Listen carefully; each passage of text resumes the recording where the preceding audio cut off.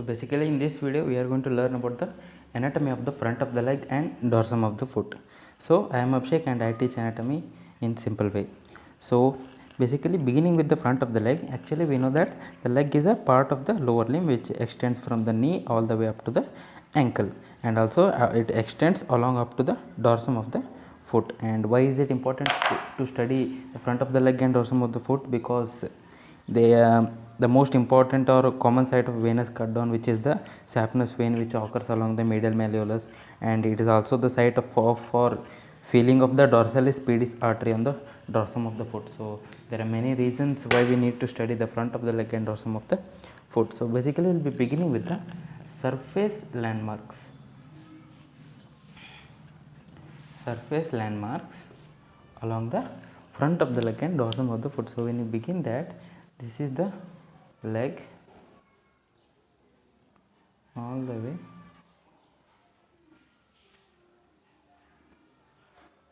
okay.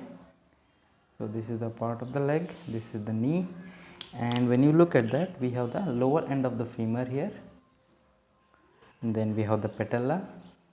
From the patella we also have the tibia, and all the way it will extend down to form the medial malleolus, and then we have the head of the fibula, then we have the fibula all the way down forming the lateral malleolus. So what we have the medial condyle of the femur, then we have the lateral condyle of the femur, we also have the patella, and then we have the head of the tibial head, which is the medial condyle, this is the lateral condyle, then we have this tibial tuberosity, as well as the formation of the medial malleolus by the tibia and the lateral malleolus by the fibula. So basically, and we also have somewhere here the tuberosity of the fifth metatarsal bone as well.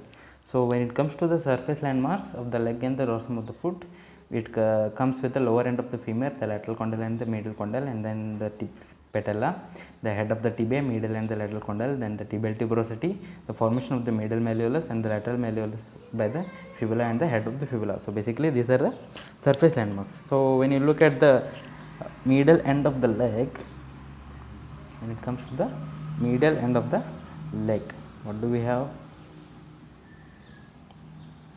We have on the medial end of the leg, those are the metatarsals, then we have the tarsal bones, the cuneiforms and the navicular bone. We also have the medial malleolus from the tibia here, and then we have the head of the talus as well as the sustentaculum tali as well. So this is the medial side of the foot, and then we also have the dorsal view of the foot. So when it comes to the dorsal view of the foot, what do we have? We have the lateral malleolus, and also we have the peroneal trochlea, the head of the talus, and also we can find the tuberosity of the fifth metatarsal as well. So these are the basic surface landmarks that we are going to find on the front of the leg as well as the dorsum of the foot.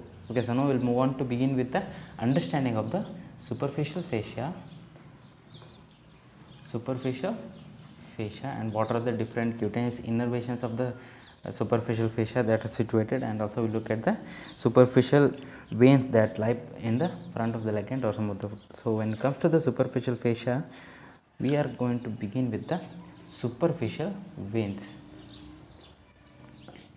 So what do we have on the superficial veins? So when it comes to the leg like this, all the way up to the foot, we have the great saphenous vein from here, from the medial side of the knee all the way downwards, and then we have the small saphenous vein, and both of them connect from the dorsal venous arch.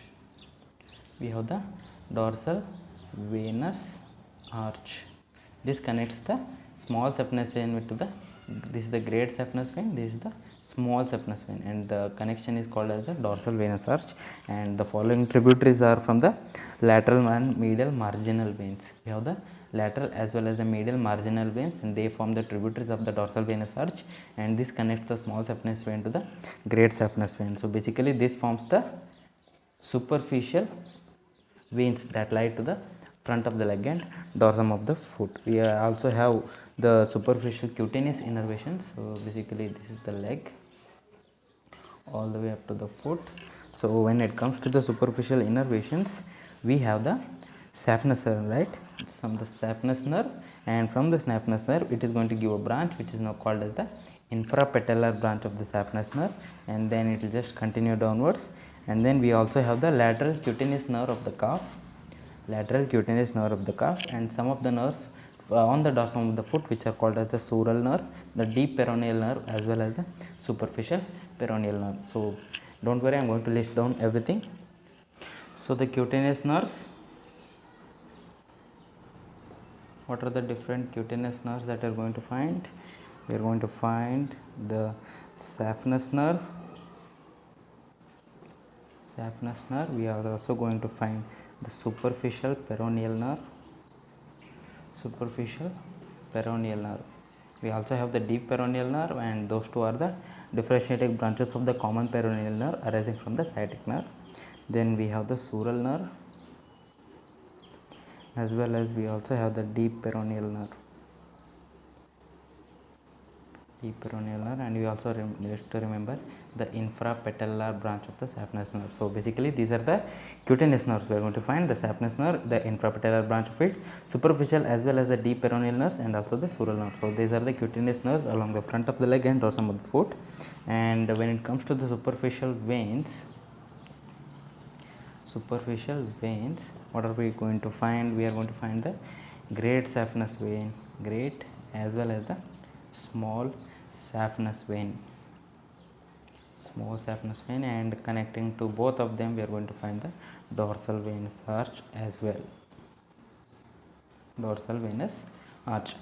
So yes guys, this is it, the video of the introduction to the front of the leg. I have shown you different landmarks that we are going to find in the front of the leg and dorsum of the foot, and also about the cutaneous nerves as well as the superficial veins that lie to the front of the leg and dorsum of the foot.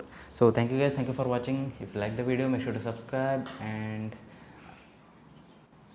I'll see you in the next video. Bye.